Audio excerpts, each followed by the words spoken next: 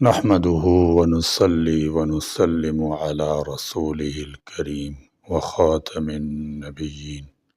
وعلى آله وأزواجه وأصحابه وأتباعه أجمعين.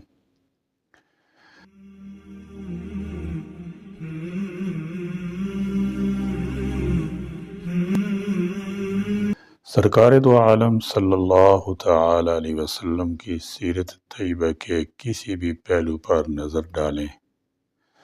تو وہ اتنا پاکیزہ، جامع اور عرفہ اعلیٰ نظر آتا ہے کہ تحریر کے ذریعے یا بیان کے ذریعے اس کا صحیح ادراک محال ہے۔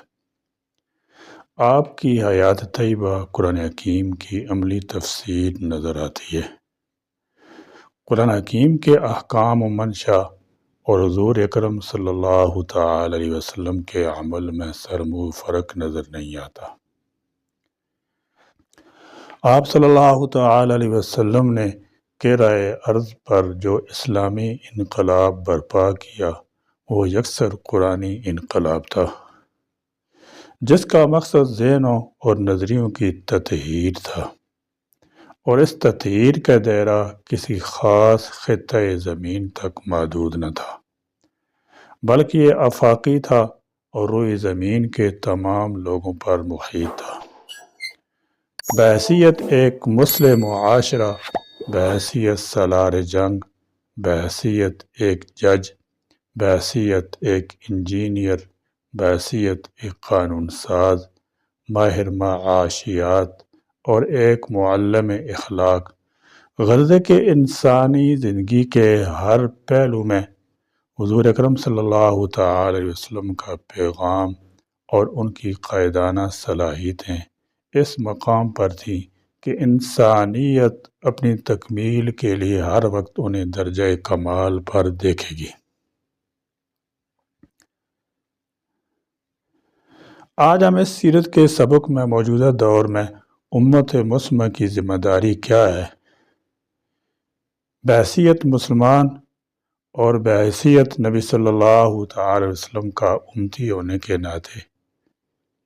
ہماری حالت بلکہ پوری امت مسلمہ کی فکر انگیز اور افسوسناک اور دردناک حالت ہر سمجھدار اور دین اسلام کی غیرت اور امید سے سرشار دل رکھنے والے انسان کے لیے سوالیہ نشان بنی ہوئی ہے۔ ایک طرف ناکامی ہے، ذلت و پستی ہے، بیچارگی لاچارگی کی صورتحال ہے، تو دوسری طرف دور دور تک روشن مستقبل کی کوئی کرن نظر نہیں آتی۔ یہ حالات ہم پر کیوں ہیں؟ یہ مصائب ہم پر کیوں ہیں؟ یہ صرف اور صرف نبی کریم صلی اللہ تعالی علیہ وسلم کی اسوہ حسنہ سے ہماری دوری ہے اور قرآنی تعلیمات سے ہمارا اعراض ہے۔ موجودہ حالات میں اگر ہم انفرادی اجتماعی طور پر اپنا احتساب کریں تو اس مایوس کن صورتحال کے جہاں اور عوامل سامنے آئیں گے، وہاں نبی کریم صلی اللہ تعالی علیہ وسلم کی تعلیمات سے ہماری دوری ہے۔ اس کے علاوہ ہمیں یہ بات بھی تسلیم کرنا پڑے گی کہ ہم نے امر بالمعروف اور نہی عن المنکر کے فریضے سے ناقابل معافی حد تک کنارہ کشی اختیار کر لی ہے۔ امت مسلمہ کی ناکامیوں اور موجودہ عالم مسائل میں اس ذمہ داری سے غفلت کا بھی بڑا دخل ہے۔ قرآن کریم کی آیات اور بے شمار احادیث مبارکہ اس بات کا برملا اعلان کرتی ہیں کہ اس امت کو خیر الامم، تمام امتوں میں سب سے بہتر امت کا خطاب ملنے میں اچھائی کا پرچار کرنے اور برائیوں سے روکنے کی ذمہ داری کا بڑا دخل ہے۔ اسلام کی پاکیزہ تعلیمات کی اشاعت اور معاشرے ملک میں پھیلی ہوئی اخلاقی روحانی برائیوں کا سدباب امت محمدیہ کا اہم فریضہ ہے۔ نمونہ کے طور پر چند احادیث پیش خدمت ہے۔ حضرت حذیفہ رضی اللہ تعالی عنہ سے روایت ہے کہ نبی کریم صلی اللہ تعالی وسلم نے ایک مرتبہ ارشاد فرمایا، اللہ تعالیٰ کی قسم، اچھائیوں کا حکم دو اور برائیوں سے روکو، ورنہ ان قریب اللہ جل شانہ تم پر بہت سخت عذاب بھیجیں گے، پھر تم دعائیں کرو گے تو وہ قبول نہیں ہوں گی۔ حضرت جابر رضی اللہ تعالیٰ سے روایت ہے کہ نبی کریم صلی اللہ تعالی علیہ وسلم نے ارشاد فرمایا، اللہ جل شانہ نے اور جبرائیل علیہ السلام کو حکم فرمایا کہ فلاں بستی کو اس کی آبادی سمیت الٹ دو، تو انہوں نے فرمایا کہ پروردگار، ان میں آپ کا ایک ایسا بندہ بھی ہے جس نے پل بھر بھی آپ کی نافرمانی نہیں کی۔ پروردگار عالم نے فرمایا اس کو اٹھا کر پٹخ دو، کیونکہ اس کے چہرے پر بھی میری نافرمانی کی وجہ سے کبھی بھی غصہ اور ناگواری کا اثر نہیں آیا۔ حضرت ابو دردہ رضی اللہ تعالیٰ فرماتے ہیں کہ اچھائیوں کی تلقین اور برائیوں سے منع کرتے رہو، ورنہ اللہ تعالیٰ تم پر ایسا ظالم حاکم مسلط کر دیں گے جو نہ کسی بڑے کی تعظیم کا خیال رکھے گا اور نہ چھوٹے پر رحم کھائے گا، اور تمہارے نیک لوگ دعائیں بھی کریں گے تو قبول نہیں ہوگی، اور مدد مانگیں گے تو ان کی مدد نہیں کی جائے گی۔ بیان کردہ حدیث سے اس فریضہ کی اہمیت کا بخوبی اندازہ ہو جاتا ہے، اور یہ کہ دوسروں گناہوں سے روکنا اور اچھائیوں کا حکم کرنا ایمان کا لازمی جز ہے، اور نبی کریم صلی اللہ تعالی علیہ وسلم کا محبوب طریقہ، سنت اور اسوہ ہے۔ اہل بصیرت اور عاقبت اندیش لوگ ہمیشہ سے یہ پیش گوئی کرتے چلے آئے ہیں اور کر رہے ہیں کہ امت محمدیہ جب بھی اس فریضہ سے غفلت اختیار کرے گی تو سخت مصائب و آلام اور ذلت خاری میں مبتلا کر دی جائے گی، اور ہر قسم کی غیبی نصرت مدد سے محروم ہو جائے گی، اور یہ سب کچھ اپنے فرض منصبی کو نہ پہچاننے، اس کی قدر نہ کرنے، اور جس کام کی انجام دہی اس کی ذمہ داری تھی اس سے غفلت برتنے کی بنا پر ہوگا، اور یہی صورتحال آج درپیش ہے۔ یہ بات بالکل ظاہر ہے کہ اس ذمہ داری کو جس قدر شرعی ہدایات کی روشنی میں حکمت تدبر اور منظم طریقے پر نبھایا جائے گا، اسی قدر اس کار خیر کے مثبت اور دور رس اچھے نتائج سامنے آئیں گے۔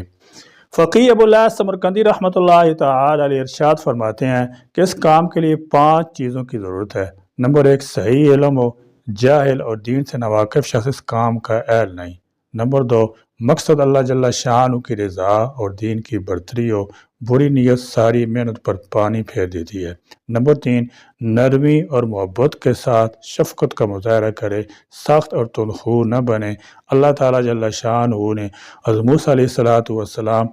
اور حضرت ہارون علیہ السلام کو فرعون کی طرف دعوت دین کے لیے بھیجتے ہوئے فرمایا تھا کہ اس سے نرمی سے بات کرنا۔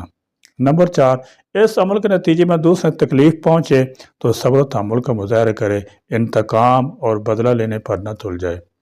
حضرت لقمان علیہ السلام اپنے صاحبزادے کو نصیحت کرتے ہوئے فرماتے ہیں، بھلی باتوں کا حکم کرو، برائی سے روکو، اور جو حالات آئیں ان پر صبر کرو۔ سورہ لقمان۔ نمبر 5، جس چیز کی دوسروں کو تلقین کرے خود بھی اس پر عمل کرے، تاکہ لوگ اس شخص کو خود عمل نہ کرنے کا عار نہ دلائیں۔ ارشاد خداوندی ہے، کیا تم لوگوں کو نیک کاموں کا حکم دیتے ہو اور اپنے آپ کو بھول جاتے ہو؟ علوم دینیہ کے عاملین پر یقیناً یہ ذمہ داری دیگر لوگوں کی نسبت بہت زیادہ ہے۔ یقیناً یہ حضرات اس بات کے سب سے زیادہ مستحق ہیں کہ وہ ابتداً اپنے گھرانے اور اس کے بعد اپنے معاشرہ اور ماحول میں پھیلی ہوئی خرابیوں اور فواحش و منکرات کا بغور جائزہ لیں، اور اس کے بعد کوئی عملی قدم اٹھائیں۔ گناہوں پر روک ٹوک اور ابتدائی دینی باتوں سے اپنے حلقہ اور ارد گرد کے لوگوں کو باخبر کرتے رہنا ان حضرات کے فرائض منصبی میں شامل ہے۔ موجودہ زمانے میں خصوصاً عمومی اصلاح و تبلیغ، عوام الناس کی دینی ذہن سازی اور ملک و معاشرے میں کھلے عام اللہ جل شانہ کی نافرمانی پر آواز اٹھانا اور حد المقدور اور لوگوں کو بے دینی بے حیائی کے کام سے روکنے کی مہم میں حصہ لینا قابل احترام علماء کرام کے لیے فرض کا درجہ رکھتا ہے۔ اس لیے اپنے علمی مشاغل کے ساتھ ساتھ اس سلسلے کو جوڑنا ان حضرات کے لیے بے حد ضروری ہے کہ دین کی بقا اور اس کے احیاء کی یہ اہم ترین صورت ہے۔ حق تعالیٰ جل شانہ علماء بنی اسرائیل سے شکوہ کرتے ہوئے فرماتے ہیں، اہل علم اور نیک لوگوں کو چاہیے تھا کہ عوام کو گناہوں کی باتوں اور حرام کھانے اور دیگر برے کاموں سے روکتے، انہوں نے ایسا کیوں نہیں کیا؟ ان کی یہ خاموشی بہت سنگین گناہ ہے اور ان کا یہ طرز عمل بہت ہی برا ہے۔ سورۃ المائدہ۔ موجودہ زمانے میں غلط نظریات کی اشاعت، دین میں تحریف اور لوگوں کے افکار، اعمال و اخلاق کو خراب کرنے کے لیے جس منصوبہ بندی کے تحت اہل باطل کی طرف سے کام ہو رہا ہے، اس کو دیکھ کر یہ خطرہ محسوس ہوتا ہے کہ آہستہ آہستہ کہیں دین کا نشو و نما نہ رک جائے اور دین کی بنیادی نظریات و تعلیمات اس کے نام لیواؤں کے لیے ایک انوکھی چیز نہ بن جائے۔ یہ محض اللہ جل جلالہ کا فضل ہے کہ اب بھی دین کے مختلف شعبوں پر کام ہو رہا ہے، لیکن اس کے باوجود معاشرے میں بگاڑ اور خرابی میں روز افزوں اضافہ ہوتا چلا جا رہا ہے۔ ماضی کریم کے عالم اسلام کے مفکر اور بزرگ شخصیت حضرت مولانا سید ابو الحسن ندوی رحمۃ اللہ تعالی علیہ کے بقول فساد و بگاڑ کا طوفان جتنا تیز اور سخت ہے، اس تناسب سے دین کی اشاعت بھلائی کے پرچار کی کاوشیں اور کوششیں بہت ہی کم ہیں۔ اس لیے قوم میں عمومی بیداری پیدا کرنا ضروری ہے اور ضرورت اس بات کی ہے کہ عوام الناس اور خصوصاً مغربی معاشرے سے متاثرہ طبقے میں خاص منصوبہ بندی اور منظم انداز میں اس کام کو اٹھایا جائے اور ان کے نظریات، اخلاق و اعمال کی اصلاح پر خصوصی توجہ دی جائے۔ خدا نے انسانوں کی جو بستی بسائی ہے وہ کتنی وسیع ہے، کتنی خوبصورت ہے، کتنی متنوع ہے۔ ہزاروں مخلوقات ہیں اور ہر ایک دوسرے سے مختلف بلکہ اپنی صلاحیتوں اور عادتوں کے اعتبار سے بالکل متضاد کیفیت کی حامل،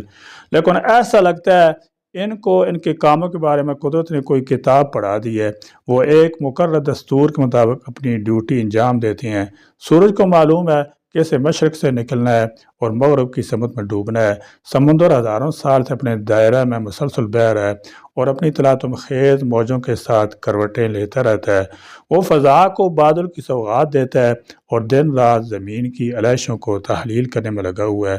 درخت مسلسل لگتا ہے کہ یہ سب پڑھی پڑھائی اور سیکھی سکھائی مخلوقات ہیں جن کو اپنی ایک ایک ڈیوٹی کا علم ہے۔ جمادات و نباتات ہی نہیں، حیوانات کا بھی یہی حال ہے، جو چلتے پھرتے دوڑتے بھاگتے ہیں۔ ان کا کھانا پینا، لڑنا جھگڑنا، اپنی غذاؤں کا تلاش کرنا، حملہ کرنا، مدافعت کرنا ہم اپنے سر کی آنکھوں سے دیکھتے ہیں، لیکن ایسا لگتا ہے کہ قدرت نے ان کو بھی ان کی زندگی کا دستور پڑھا اور سمجھا دیا ہے۔ گائے بکری گھاس اور درخت کے پتے کھاتی ہے، شیر اور باز زندہ جانوروں کا شکار کرتا ہے، چیل مردار کی تلاش میں چپا چپا ڈھونڈتا پھرتا ہے۔ بعض جانور ہیں جو چارہ بھی کھاتے ہیں اور اپنے سے چھوٹے جانوروں کو بھی ہضم کر جاتے ہیں۔ پرندوں کو اپنا گھونسلہ بنانا اور چوہوں کو اپنا سرنگ نما مکان بنانا معلوم ہے۔ مکڑے جالے بنتے ہیں، شہد کی مکھی اپنا چھتا تیار کرتی ہیں جس میں اتنے کمرے ہوتے ہیں کہ شاید بادشاہوں کے محلات میں بھی نہ ہوتے ہوں۔ کیا یہ سب کچھ ان مخلوقات نے آپ جان لی ہے؟ قرآن نے اس کا یہ جواب دیا ہے، وہ یہ کہ یہ سب اللہ کی رہنمائی اور ہدایت کا نتیجہ ہے۔ اسی کو اللہ تعالیٰ جل شانہ نے ارشاد فرمایا، ربنا الذی اعطی کل شیء خلقہ ثم ہدی، یعنی یہ رب کائنات کا کمال ہے کہ اس نے ہر چیز کو صورت بھی بخشی ہے اور اسے اپنے وجود اور زندگی کے بارے میں راہ بھی سمجھائی ہے اور سلیقہ بھی سکھایا ہے۔ قرآن نے ایک اور موقع پر بھی اس حقیقت کی طرف اشارہ کیا ہے، جیسے دین اور آخرت کے بارے میں رہنمائی ہدایت ہے، ویسی دنیا میں کسی بھی مخلوق زندہ رہنے اور زندگی گزارنے کا جو طریقہ ودیعت کیا گیا ہے، اسے بھی قرآن ہدایت سے تعبیر کرتا ہے۔ اور یہ سب کچھ جانوروں ہی کے ساتھ مخصوص نہیں، حضرت انسان کے وجود میں بھی اس ہدایت ربانی کا مشاہدہ کیا جا سکتا ہے۔ بچہ ماں کے پیٹ سے پیدا ہوتا ہے، ماں کی چھاتی کی طرف لپکتا ہے اور اس سے دودھ پیتا ہے۔ آخر اس شیرخوار بچے کو کس نے بتایا ہے کہ تمہاری غذا اماں کے سینے میں ہے، اور پھر اس غذا کو ماں کے سینے سے کشید کرنے کا سلیقہ کس نے سکھایا ہے؟ ذرا سی بے توجہ ہو تو بچہ کا رونا اور پیار پر بچہ کا مسکرانا، یہ بھی اسی ہدایت ربانی کا مظہر ہے۔ اس گونگے، بے زبان، بے شعور بچہ کو کس نے سکھایا ہے کہ دکھ اور درد کا اظہار رو کر اور خوشی کا اظہار ہنس کر اور مسکرا کر کیا جاتا ہے؟ تو جب خدا نے ہر چیز کو ایک مقصد کے لیے پیدا کیا ہے اور اسے قدرتی طور پر دنیا میں رہنے سہنے کا طریقہ بتا دیا ہے، تو کیا انسان کو اپنی زندگی بسر کرنے کے لیے کسی طریقہ اور نظام کی ضرورت نہ ہوگی؟ یقیناً ہوگی، بلکہ زیادہ ہوگی، کیونکہ انسان ایک گونا بااختیار مخلوق ہے اور عقل و خرد کی نعمت نے اس کی نیکی اور بدی کے دائرے کو بہت وسیع کر دی ہے۔ شیر ایک وقت میں ایک ہی انسان یا حیوان کو شکار بناتا ہے، سانپ ایک بار ڈس کر ایک وجود کو فنا کر سکتا ہے، لیکن انسان کا حال یہ ہے کہ وہ ایک ایٹم بم کے ذریعے بیک وقت ایک پورے خطہ کو تباہ و برباد کر سکتا ہے اور بیک جنبش پر لاکھوں انسانوں کی جان لے سکتا ہے۔ اس لیے ظاہر ہے کہ وہ سب سے زیادہ اس بات کا محتاج ہے کہ جینے اور مرنے کا سلیقہ سیکھے اور زندگی گزارنے کے طور طریق جانے۔ لیکن سوال یہ ہے کہ انسان زندگی گزارنے کا طریقہ کون بتائے گا؟ ہم اپنی عملی زندگی میں غور کریں تو ایک سیدھی سادی اور دیکھی جانی پہچانی حقیقت یہ ہے کہ جو شخص کسی مشین کو بناتا ہے اور کسی شے کو ایجاد کرتا ہے وہ اس کی ضروریات سے آگاہ بھی ہوتا ہے اور اس کے لیے مناسب اور غیر مناسب اور درست اور نادرست طریقہ استعمال کے فیصلے بھی کر سکتا ہے۔ ثانی بتا سکتا ہے کہ اس کی صنعت کو کس طرح استعمال کیے جائے اور موجودی رہنمائی کر سکتا ہے کہ اس کی ایجاد کس طرح کام میں لائی جائے۔ اس لیے جب اللہ تعالیٰ جل شانہ نے انسان کے خالق اور رب ہیں، اسی نے ہمیں پیدا کیا ہے اور اسی کے اشارہ حکم سے ہم اس کائنات میں زندہ ہیں، تو ضروری ہے کہ وہی ہمیں زندگی کے طور طریق بھی سمجھائے اور اسی کا دیا ہوا نظام حیات ہمارے لیے مفید ہو سکتا ہے۔ اس لیے اللہ تعالیٰ جل شانہ نے ارشاد فرمایا الا لہ الخلق والامر، کہ اللہ ہی انسان کا خالق ہے اور اسی کے اوامر اور احکام انسان کے لیے واجب الاطاعت ہے۔ ایک اور موقع پر ارشاد ہوا کہ حکم اور فیصلہ کا حق صرف اللہ ہی کو ہے، ان الحکم الا للہ۔ دنیا میں بھی آپ جب کسی کمپنی سے کوئی بڑی مشین حاصل کرتے ہیں تو وہ ایک طرف اس مشین کی تفصیلات پر مشتمل کتاب رسالہ آپ کے حوالہ کرتی ہے اور ساتھ ساتھ اپنے ایک انجینئر کو بھی آپ کی مدد کے لیے بھیجتی ہے کہ کتاب میں جو نظریہ اور تھیوری بیان کی گئی ہے یہ انجینئر اور ماہر کاریگر اس کو عملی طور پر برت کر دکھائے اور محسوس طریقہ پر سمجھائے۔ کسی تمثیل کے بغیر یہی صورت آسمانی کتاب اور انبیاء علیہ السلام کی ہے۔ اللہ کی کتابیں نظام حیات کی رہنمائی کرتی ہیں کہ انسان کو اس دنیا میں اپنی صلاحیتیں کس طرح استعمال کرنی چاہیے۔ یہ کتابیں دستور ہیں اور پیغمبر کی زندگی اس کی عملی تصویر ہے۔ گویا پیغمبر کتاب الہی کی شرح اور اس کا بیان ہوتا ہے، ایک ایک حرف جو اس کی زبان سے نکلے، ایک ایک عمل جو اس کے اعضاء و جوارح سے صادر ہو، ایک ایک اختیاری کیفیت جو اس پر طاری ہو، منشا ربانی کا عملی اظہار اور انسانیت کے لیے اسوہ نمونہ ہے۔ اس لیے فرمایا گیا ہے کہ جس نے رسول کی اطاعت کی اس نے اللہ کی اطاعت کی، من یطع الرسول فقد اطاع اللہ۔ گویا نبوت میں قلب و ذہن کی تسلی کا سامان اور آخری فلاح نجات ہی کے ذریعے نہیں، بلکہ یہ سب سے بڑی انسانی ضرورت ہے۔ جیسے کہ وہ اپنے پیٹ کے لیے غذا کا، تن ڈھکنے کے لیے لباس پوشاک کا، علاج کے لیے دوا کا اور اپنی مدافعت اور حفاظت کے لیے اسلحہ ہتھیار کا محتاج ہے، اس سے بڑھ کر وہ انبیاء اور انبیاء کی تعلیمات کا محتاج ہے، کیونکہ انبیاء کی تعلیمات اس کے پورے وجود کے لیے غذا ہیں۔ وہ ذہن و دماغ کو بتاتی ہیں کہ انہیں کیا سوچنا چاہیے، وہ آنکھوں کی رہنمائی کرتی ہیں کہ انہیں کیا دیکھنا چاہیے اور کیا نہ دیکھنا چاہیے، وہ زبان کو ہدایت دیتی ہیں کہ اللہ کی عظیم نعمت کا استعمال کن مقاصد کے لیے کیے جائے اور کن مفاسد سے بچے جائے، وہ ہاتھوں سے کہتی ہیں کہ یہ ظلم اور ظالموں کے خلاف اٹھے، نہ کہ مظلوموں اور کمزوروں کے خلاف، وہ پاؤں کو بتاتی ہیں کہ اسے نیکی اور حق کی راہ میں چلنا چاہیے، نہ کہ باطل اور برائی کے راستے میں، اور اس کی چال تواضع، انکسار، عز و فرتنی کی ہونی چاہیے، نہ کہ کبر، افتخار، غرور، استکبار کی۔ انسان خلوت میں ہو یا جلوت میں، بزرگوں کے ساتھ ہو یا عزیزوں کے ساتھ، محفل طرب میں ہو یا کارزار حرب میں، دشمنوں کا سامنا ہو یا دوستوں کا، عدالت کی کرسی ہو یا ملزم کے کٹہرے میں، تخت اقتدار پر ہو یا کسی اقتدار کے تحت، استاد ہو یا طالب علم، آقا ہو یا غلام، تجارت و کاروبار میں ہو یا اللہ تعالیٰ سے راز و نیاز میں، رنج و علم کی شام ہو یا مسرت شادمانی کی صبح، فتح سے ہمکنار ہو یا شکست سے دوچار، وہ اولاد ہو یا ماں باپ، شوہر بیوی ہو یا بھائی بہن، مریض ہو یا معالج ہو، تیماردار ہو یا خود تیمارداری کا محتاج ہو، سرمایہ اور آجر ہو یا مزدور و اجیر، قرض دہندہ ہو یا مقروض، اور دولت مند ہو یا غریب، جوان ہو یا بوڑھا، سفر میں ہو یا خضر میں، عالم ہو یا جاہل، خدا کی توفیق سے نیک عمل اس نے کیے ہوں یا اس کا دامن عمل گناہ سے آلودہ ہو، غرض ہر موقع پر اور ہر حالت اور کیفیت میں اسے انبیاء علیہ السلام کی پاکیزہ تعلیمات اور روشن ہدایات مطلوب ہیں۔ اس لیے یقیناً انسانیت پر اس کے خالق کا سب سے بڑا احسان انبیاء کی بعثت اور آسمانی کتابوں کے نزول کا نظام ہے، جو انسان اس سے محروم ہو وہ ایک کھاتا پیتا، سوتا جاگتا، ہنستا بولتا، ترقی یافتہ حیوان تو ہو سکتا ہے، لیکن حقیقی اور اپنی حقیقت سے آشنا انسان نہیں ہو سکتا۔ سیرت مصطفیٰ صلی اللہ تعالی علیہ وسلم کے مزید واقعات انشاءاللہ تعالی سبق نمبر 49 میں پڑھیں گے۔ اللہ تعالیٰ میں آپ صلی اللہ تعالی علیہ وسلم کی سیرت مطالعہ پڑھ لیں، اس پر عمل پیرا ہونے کی توفیق بخشے۔ آمین۔ وآخر دعوانا الحمدللہ رب العالمین۔